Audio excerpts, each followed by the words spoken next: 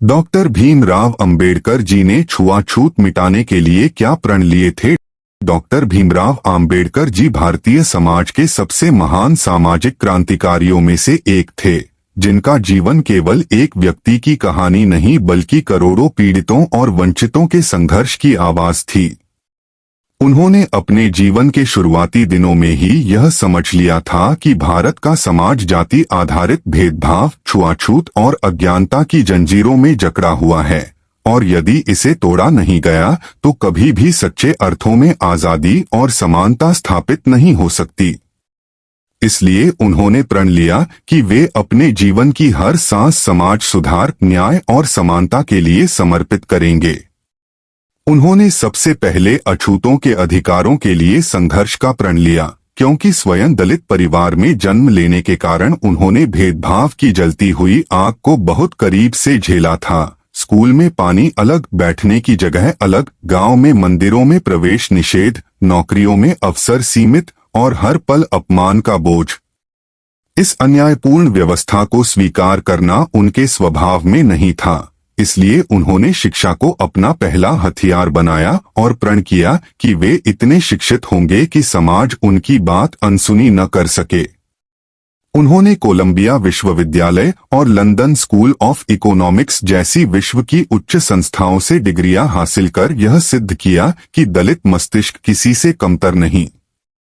शिक्षा प्राप्त करने के बाद उन्होंने प्रण लिया कि वे केवल अपने लिए नहीं बल्कि उन लाखों लोगों के लिए लड़ेंगे जिनकी आवाज कोई सुनना नहीं चाहता था। उन्होंने अछूतों और पिछड़ों को संगठित करने के लिए बहिष्कृत हितकारिणी सभा, समता सैनिक दल और इंडिपेंडेंट लेबर पार्टी जैसी संस्थाओं का गठन किया ताकि सामूहिक रूप से संघर्ष किया जा सके। डॉक्टर भीमराव रामजी आम्बेडकर का सबसे बड़ा प्रण था जाति प्रथा को जड़ से समाप्त करना, क्योंकि उनके अनुसार जाति प्रथा केवल सामाजिक विभाजन नहीं बल्कि मानसिक गुलामी थी। उन्होंने कहा था कि जाति न केवल श्रम का विभाजन है बल्कि श्रमिक का विभाजन है। इसलिए उन्होंने प्रण लिया कि वे धार्मिक ग्रंथों और सामाजिक रिवाजों की उन धारणाओं को चुनौती देंगे जो इंसान को जन्म के आधार पर ऊंचा नीचा बनाती हैं।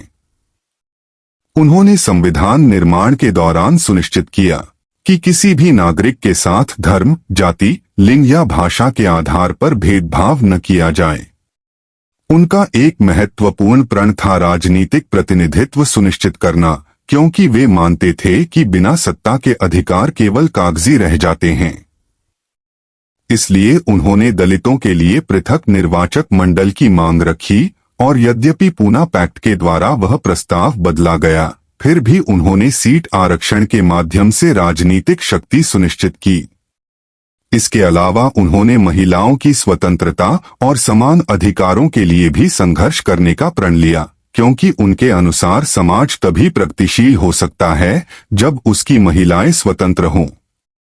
संविधान में उन्होंने महिलाओं को संपत्ति का अधिकार, समान अवसर और विवाह संबंधी सुधारों में निर्णायक योगदान दिया।